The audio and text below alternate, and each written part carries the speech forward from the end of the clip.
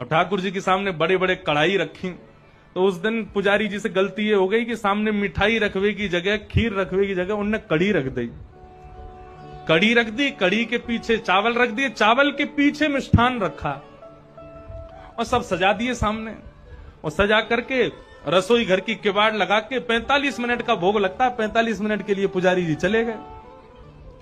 45 minute बाद जैसे ही पुजारी जी भीतर आए तो क्या देखा, सिंहासन पर ठाकुर जी है ही नहीं। ठाकुर जी है ही नहीं वहां पर। पुजारी जी बोले, अरे भैया ठाकुर जी कहां गए? पूरे मंदिर में हल्ला है, वो सब इकट्ठे है गए, ठाकुर जी कहां चले गए? कोई ने कही, बोले छोटे से ठाकुर जी हैं, है सके इनमें कढ़ाइयन में गिर गए हों, छानो। तो सिंहासन के आगे वाली जो कड़ी की कढ़ाई ही कही जैसे ही छानी, तो वहां में ठाकुर जी निकल आए। अब तो महाराज पुजारी जी बड़े जोर से हंसे, बोले अरे लाल जी को कड़ी इतनी भा गई, इतनी बढ़िया लगी कड़ी की वहां में कूद ही गए।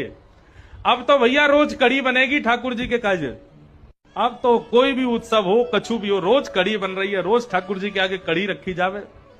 10 दिन तक रोज कड़ी रखी तो 10वें दिन रात में सपने में, पुजारी जी के सपने में ठाकुर जी आ गए और रोन लगे जोर जोर से।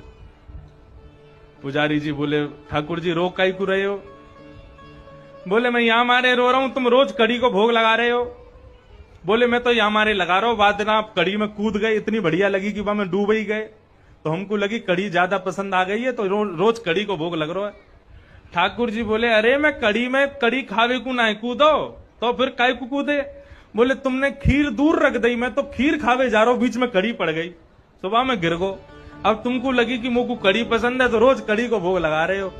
भैया मैं तो खीर खावे जा रहा हूं। फिर पुजारी जी ने क्षमा मांगी, अरे हमसे अपराध है गयो। तब से फिर ठाकुर जी को मिठाई आगे रखी जाए, वाके पीछे नमकीन सामग्री रखी जाए।